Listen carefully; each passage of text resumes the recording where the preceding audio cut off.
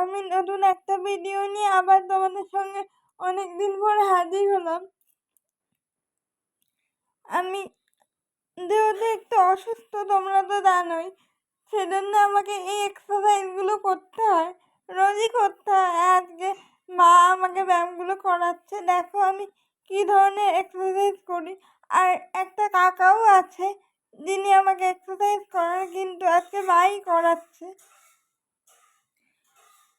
আর আমার মতো আরও যেসব ভাই বোনেরা আছে বা যারা আছে, তাদের মায়েদের উদ্দেশ্যে আমি একটাই কথা বলতে চাই যে তারা কখনো ফিজিওথেরাপিটা করানো বন্ধ করো না। কারণ আমি বেশ কিছুদিন এই ফিজিওথেরাপির থেকে বাইরে ছিলাম বলে আমার এখন একটু অসুবিধা হয়ে গেছে, ওই জন্যে রেগুলারই এখন আবার শুরু করেছি এগুলো।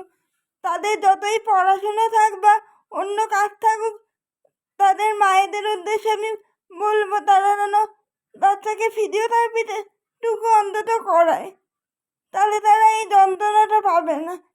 আমার কিছুদিন বন্ধ গেছে বলে খুব অসুবিধাই হয়েছে, আমাকে ডাক্তার দেখিয়ে এখন অনেক কিছু ওষুধপত্র চলছে, আর এই ব্যায়ামগুলো করতে বলেছে। দেখো তোমরা কি ধরনের ব্যায়াম আমি করি, এগুলো আমাকে রেগুলারলি করতে হয়।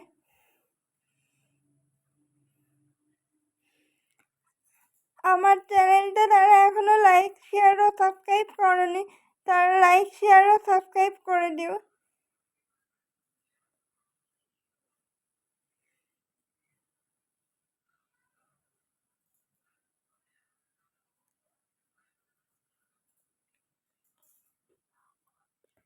আমাকে ব্যায়ামগুলো এখন মা করাচ্ছে, আমার যিনি কাকা আছেন তার থেকেই দেখে নিয়ে ব্যায়ামগুলো মা অনেক ছোটোবেলা থেকেই করায়।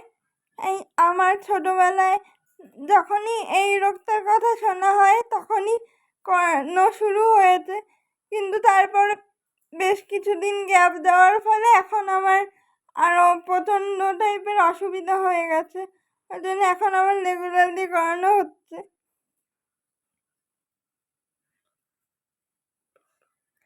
টাটা বন্ধুরা, তোমরা আমাকে কমেন্ট করে